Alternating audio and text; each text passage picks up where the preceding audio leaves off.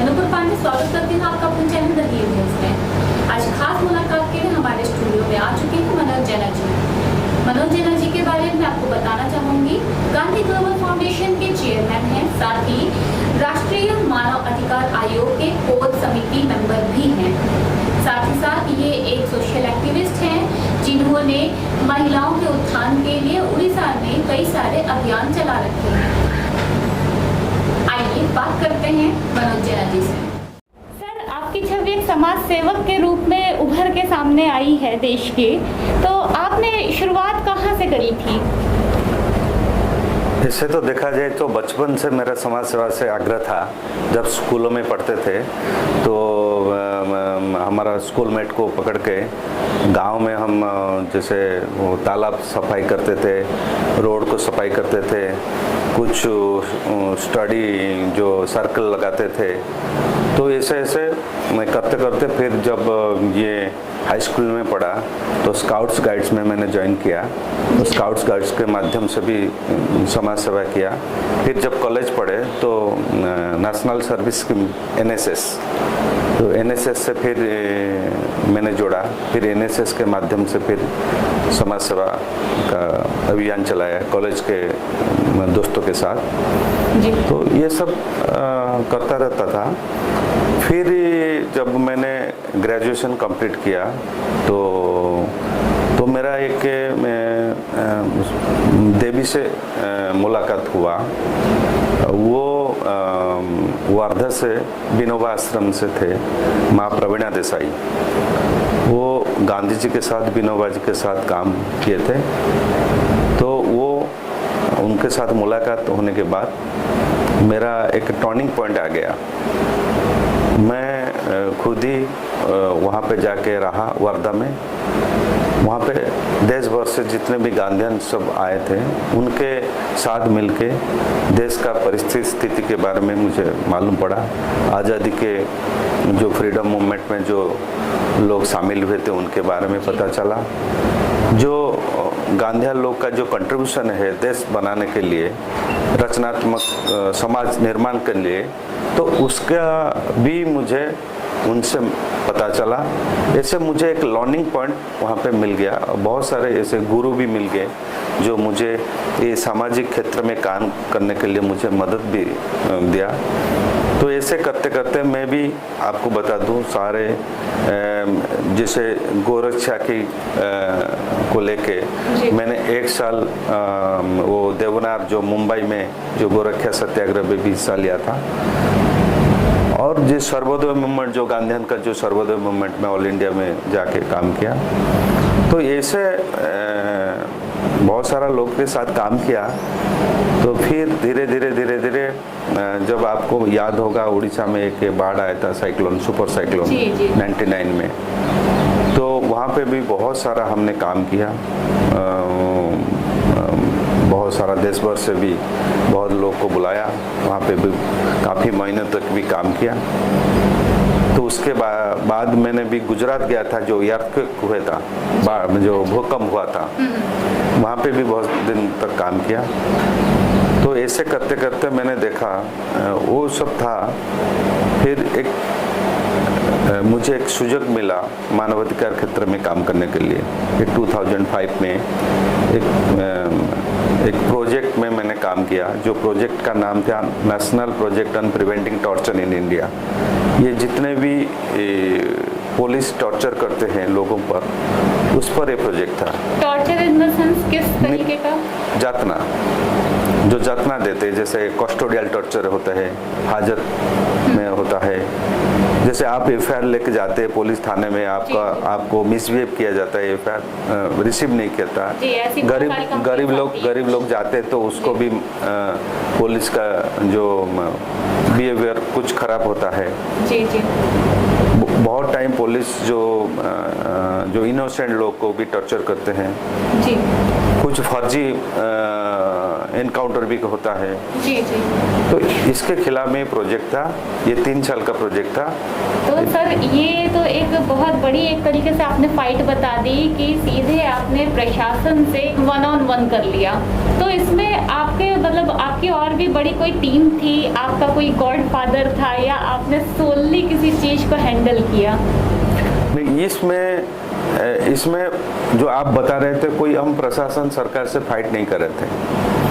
हम जो सिस्टम का जो एरर है और जो एरेंट ऑफिशियल्स है, जो पब्लिक सर्वेंट होके भी पब्लिक से ये बदसलूक करते हैं, तो उसके खिलाफ में हम हैं।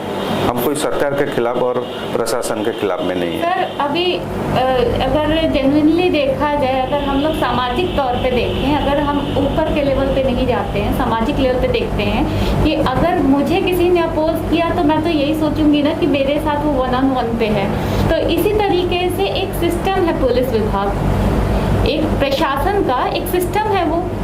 अगर उस सिस्टम के खिलाफ हम अगर खड़े होते हैं तो कहाँ तक वो चीज़ सही जाती है, कहाँ तक उसका आपकी पर्सनल लाइफ के ऊपर इफेक्ट आया, कहाँ तक आपका जो अभियान चल रहा था, आपका जो फंडामेंटल्स आपके चल रहे थे, उसके ऊपर क्या इफेक्ट कैसा आया होगा? क्योंकि पुलिस प्रशासन के ऊपर उंगली उठाना कि आपने ये चीज़ सही किया, आपके डूज एंड डोंट्स आपने अगर डिफाइन किए उनको, तो वो उसके खिलाफ उन लोगों ने भी तो अपोज किया होगा, परेशानियां आई होंगी।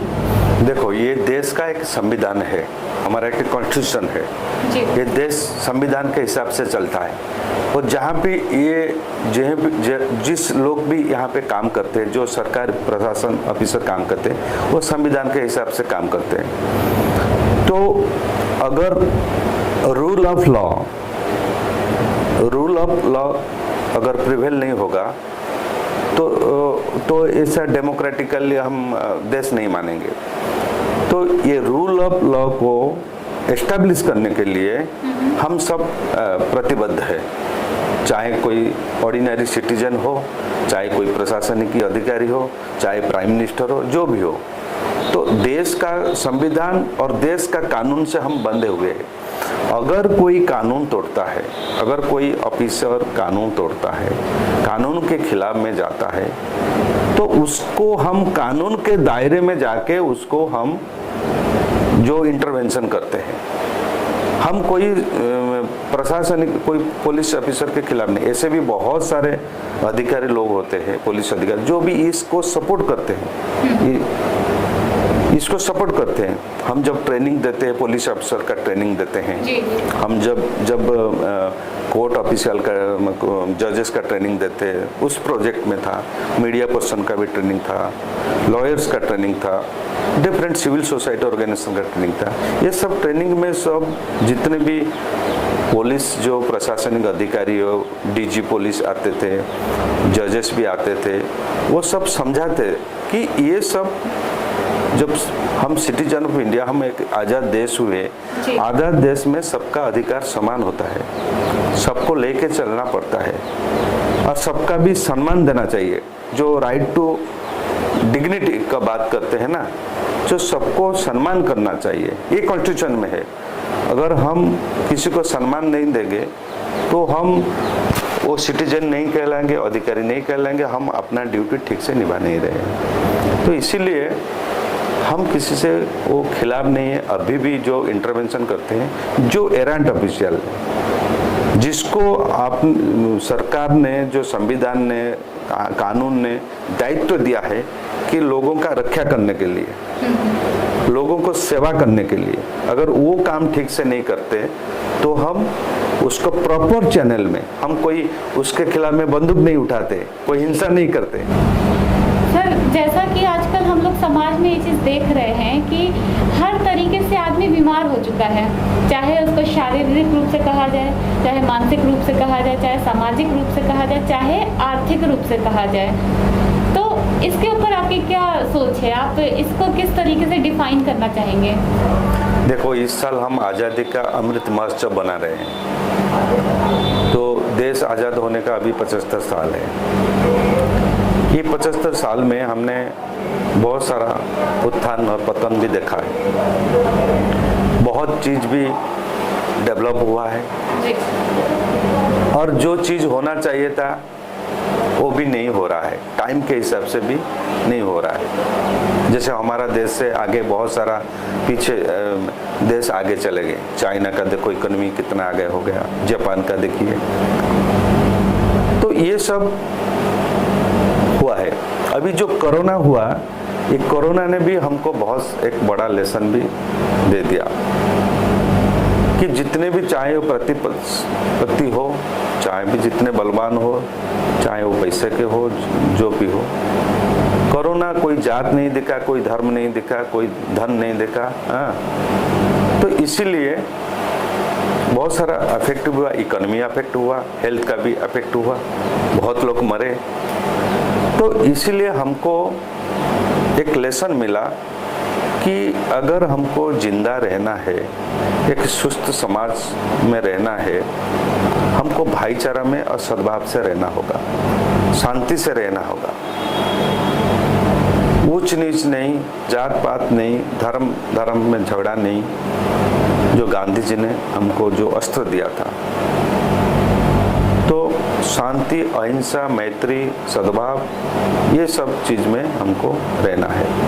तो गांधी जी का एक जो 11 जो पॉइंट है, एकादशी व्रत था, तो एकादशी व्रत के हिसाब से हमको चलना है।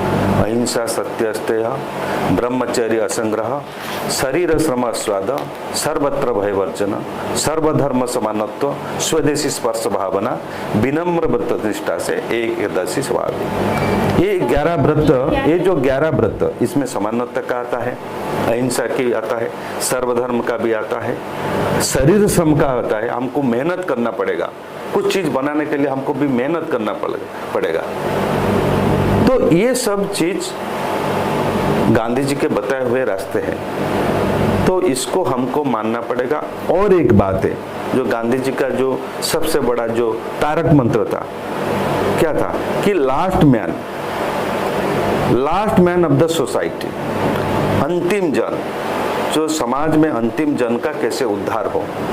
इसीलिए ये अंत्योदय का बात हुआ था, सर्वोदय का बात हुआ था, सबका उद्धार हो, टोटल अपलिफ्टमेंट, सबका उद्धार हो। तो आज जो प्राइम मिनिस्टर जो बात कर रहे सबका साथ सबका विकास, वो गांधी जी का ही जो बताए गए रास्ते हैं। मतलब देश अभी भी अगर चल रहा है तो गांधी जी के ही सिद्धांतों पे चल रहा है। गांधी जी का सिद्धांत जब हम फॉलो नहीं करते हैं, तब देश में ऐसा नौबत आता है, तब देश नीचे चला जाता है। जैसा हमारा देश का जो सिद्धांत है, जो सिद्धांत ने भारत ने सारा विश्व को दिया, वसुधैव कुटुंबकम, all world is one family. तो अगर हम भाईचारा में नहीं रहेंगे तो पड़ोस के साथ हम हिंसा होगा, हाँ, वार होगा, अहिंसा होगा, हिंसा होगा, तो तरह तरह की नौबत आएगा, तरह तरह के प्रॉब्लम्स आएगा। तो इसीलिए और डेवलपमेंट में भी रुक जाएगा। तो डेवलपमेंट के लिए पीसफुल सोसाइटी होना जरूरी है। जी, तो मनोज जी, ज़्यादा आपका समय ना लेते हुए मैं एक आखिरी सवाल आपसे पूछना चाहती हूँ। जैसे आज के समय में या पहले भी ऐसा होता था, मैंने अपने पिताजी का भी मुँह से सुना था कि पढ़ाई पूरी करनी थी इसलिए पढ़ाई पूरी किया, फिर नौकरी करनी थी फिर इसलिए नौकरी किया। और आज की डेट में भी हम लोग को पढ़ाया गया है यही चीज़ क्या करके कि भाई तुम इतने क्लास तक पढ़ लो, फिर उसका ग्रेजुएशन कर लो, फिर उसके बाद नौकरी ढूंढो। तो एक शिक्षक युवा जिसको नौकरी या अपने व्यापार की ओर मुड़ना था, उसने समाज सेवा को ही क्यों चुना? देखो, इस समाज निर्माण के लिए किसी ना किसी को कंट्रीब्यूशन देना पड़ेगा। जब देश आजादी की लड़ाई लड़ रहा था, तभी बहुत सारे लोग ऐसे पाए गए जो ब्रिटिश की गुलामी करते थे, देश के खिलाफ में भी जाके ब्रिटिश के साथ हाथ मिलाते थे, फ्रीडम फाइटर को भी पकड़ के ब्रिटिश पुलिस को हैंड ओवर करते थे। ये सब उस वक्त था। और उस वक्त भी ऐसे निकले, भगत सिंह हो, खुदीराम हो, महात्मा गांधी हो, जो भी निकले वो देश के लिए अपना नौकरी छोड़ दिया, जान भी दे दिया। तभी जाकर हम आजाद हुए ना। आज आजाद भारत के हम संतान कहलाते। कैसे? नहीं तो आज ब्रिटिश की गुलामी करते थे। तो इसीलिए देश को निर्माण के लिए जब कोई ना कोई को सैक्रिफाइस करना पड़ेगा, और सब अगर अपना हित में सोचेंगे, अपने के लिए सोचेंगे, तो देश कौन बनाएगा? तो इसीलिए आपने संत विनोबा भावे का नाम सुना है। तो गांधी जी का जो एक स्पिरिचुअल सक्सेसर थे, जैसे जवाहरलाल नेहरू उनका पॉलिटिकल सक्सेसर हुए, विनोबा भावे उनका जो स्पिरिचुअल और रचनात्मक काम जो देश निर्माण के लिए वो आगे बढ़े। उन्होंने एक मूवमेंट चलाया था, भूदान मूवमेंट। क्योंकि आज भी देश में बहुत सारा भूमिहीन लोग हैं, और भूमिहीन लोग को जमीन दिलाने के लिए उस वक्त वो बड़े बड़े जो जमींदार लोग थे उनसे जमीन लाके गरीबों में बांटते थे। करीब 50 लाख एकड़ जमीन जमींदार से लेके गरीबों को दिया विनोबा भावे ने। क्यों जमीन? क्योंकि जमीन एक चीज चाहते, लाइफ एंड लाइवलीहुड का बात, जब जीवन और जीविका की बात करते हैं ना, तो जमीन का जरूरत पड़ता है। एक किसान को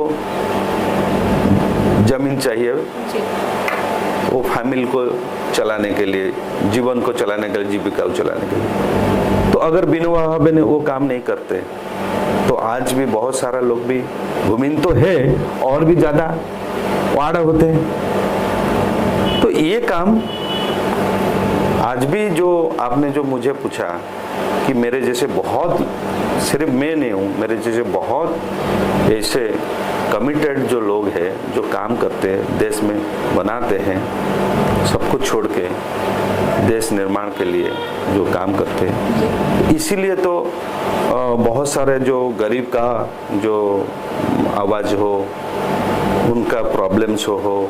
हाँ, आज जो नया नया जो कानून सरकार बनाते हैं, जैसे पिछले सरकार में मनरेगा हुआ, RTI हुआ, राइट टू फूड हुआ, अभी भी जो सरकार जो किसानों के लिए जो PM किसान जो राशि दे रहे हैं, बहुत सारा जो स्कीम चलन कर रहे हैं, ये सब ऐसे तो लोग हैं जो सरकार के पास लेके जाते हैं कि गरीब ये सब काम करो, पॉलिसी लेवल में ये सब काम करो। तो हम जैसा लोग तो ये सब करते हैं ना, नहीं तो सरकार और जो बॉटम लेवल में जो लोग रहते हैं उनके बीच कनेक्टिविटी कौन करेगा? जी, अब इसमें एक सवाल और उठता है कि अभी आपने कुछ पॉलिटिकल बातों की भी आपने चर्चा करी, तो अभी आपका पॉलिटिक्स को लेके आपका क्या व्यू है? आप किस दृष्टि से देखते हैं आजकल की जो राजनीति चल रही है? कभी क्या आपका भी ऐसा विचार बन रहा है कि आप आगे आकर के आप आगे आएंगे, पॉलिटिक्स ज्वाइन करेंगे और तब आप देश की सेवा करेंगे? आज का राजनीति को लेके मैं बहुत दुखी हूँ, क्योंकि जो हमारा जो फ्रीडम फाइटर ने जो सेक्रीफाइस करके देश को आज़ाद बनाया, जो सोचा था कि देश निर्माण के लिए ये सब ग्राम स्वराज हो, देश के काम हो, ये सब करेंगे, सरकार ने करेंगे, जो जिम्मेदारी लोग हैं वो करेंगे। धीरे धीरे हम देख रहे हैं कि 75 साल में वो सब डीजेनरेट हुआ है, वैल्यू कम हो गया है। सब आजकल जो इलेक्ट होके जाते हैं तो अपने फायदे के लिए ज़्यादा सोचते हैं। मेरे जो आप पूछते हैं कि मेरे पॉलिटिक्स में ज्वाइन करना है नहीं करना है, वो बात नहीं है। सवाल है कि माहौल का, अगर एक माहौल अच्छा होगा तो कोई भी आके वहाँ पे काम करेगा। अगर माहौल अच्छा नहीं होगा, आप उसमें फिट नहीं होगे और काम नहीं कर पाए, चाहे जिस क्षेत्र में हो, पॉलिटिक्स में हो, सोशल सेक्टर में हो, जो वही आता है कि क्या माहौल ठीक होने का इंतजार करिएगा या फिर खुद उसमें जा करके आप माहौल को ठीक करने की कोशिश यही तो करिएगा? नहीं, यही तो कर रहे हैं हम, जो सोशल सेक्टर में जो काम कर रहे हैं, ये तो माहौल ठीक करने के लिए कर रहे हैं। और जो ह्यूमन राइट्स इश्यूज में हम काम कर रहे हैं, आपने जो बोला कि महिलाओं का अधिकार के लिए जो हम काम कर रहे हैं, तो ये सब तो काम कर रहे हैं कि अच्छे अच्छे लोग इस समाज निर्माण में वो अपना योगदान दे। जी। तो मनोज जेना सिर्फ एक ही किंग में बनेगा ये तो जरूरी नहीं है ना, किंग मेकर भी बन सकता है। जी जी। तो ये तो सवाल है ना। तो मनोज जी, ये महिला अधिकार अभियान में आप मतलब इसमें क्या काम कर रहे हैं? क्योंकि अभी तो हम लोग को बहुत सारी बातें ऐसे सुनने में आती है कि महिला सशक्तिकरण पे वैसे ही बहुत सारे काम चल रहे हैं, सरकार काम कर रही है, औरतों को बराबरी का अधिकार दिया जा रहा है। तो अब क्या अभी भी ऐसी औरतें हैं जिनके अधिकार का भी हनन हो रहा है? देखो, आज देश में जो हम महिला के ऊपर जो हिंसक होता है ना, बहुत बढ़ गया है। तो ये चाहे वो आप जो भी हिंसा हो, मानसिक हो, शारीरिक हो, और रेप भी हो, बहुत सारा एक केसेस भी हम देखने को मिलता है। तो गांधी जी ने एक बात कही थी उस वक्त कि मैं तभी आज़ाद मानूंगा जब एक रात को 12 बजे कोई महिलाओं ने निर्भयता से वो रास्ते में चल सके। आज आप सवाल आप खुद को पूछिए, क्या आज ये स्थिति है? एक महिला 12 बजे 1 बजे रात को, देर रात को वो निर्भयता से रास्ते में जा पाएगा? अगर ये स्थिति नहीं है तो बहुत महिलाओं को के जो सशक्त करने के लिए हो, चाहे जो भी हो, उनको बहुत सारा काम बाकी है। और समाज को भी उस दृष्टि से उनको चिंता करना पड़ेगा, चाहे जो रूलर्स हो, चाहे व्यवस्था में जो काम करते हो, चाहे कॉमन जो सिटीजन्स हो, उनको देखना पड़ेगा कि हम जो महिलाओं को, चाहे अपना घर में हो चाहे बाहर हो, पब्लिक में हो, वो प्रॉपर जो डिग्निटी, जो सम्मान देते, उनका जो अधिकार मिलना चाहिए हम उनको देते। अगर नहीं दे रहे हैं तो निश्चित रूप से बहुत सारा काम बाकी है उनको प्रॉपर, क्योंकि महिलाओं 50% ऑफ द पॉपुलेशन, तो उनको सेम लेवल में लाने के लिए हमको वही लेवल में काम करना पड़ेगा। वो महिला अधिकार अभियान इस दृष्टि में काम कर रहा है। जी, जैसा कि हमारा जो न्यूज़ चैनल है द हील न्यूज़, इसका स्लोगन ही है स्वस्थ सोच स्वस्थ भारत। तो इसके बारे में आपके क्या विचार है?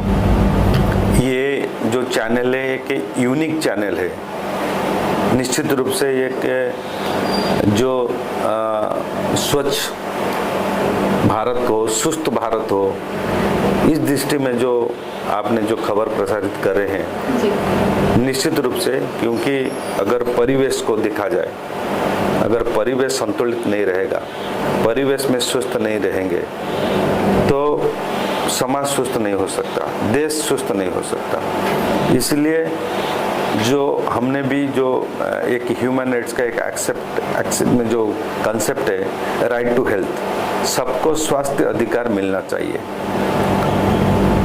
स्वास्थ्य अधिकार सबको मिलना चाहिए। गरीब लोग को स्वास्थ्य मिलना चाहिए, बड़े बड़े लोग को तो मिलता है, गरीब लोग को भी अपना स्वास्थ्य अधिकार मिलना चाहिए। तो अगर हिल न्यूज इस दृष्टि में अगर खबर प्रसारित करते हैं, वो एक बहुत सराहनीय काम है। मैं पूरा हिल न्यूज के एडिटर और टीम को पूरा बधाई देता हूँ, वो बधाई के पात्र है, क्योंकि ये आजकल देखते हैं कि ये चीज़ कोई नहीं कहता है, जैसे स्वास्थ्य का सब्जेक्ट हो, स्वच्छ का सब्जेक्ट हो, सैनिटाइजेशन का हो, ये सब कोई नहीं कहता है। सब लोग अभी जो आपने बोल रहे हैं ना, ज़्यादातर पॉलिटिक्स का बात कर रहे हैं, जी जी वो सब हॉट टॉपिक हो जाता है, ये सब लेस प्रायोरिटी हो जाता है। तो आपने जो लेस प्रायोरिटी को टॉप प्रायोरिटी बनाने के लिए जो देश के लिए ज़रूरत है,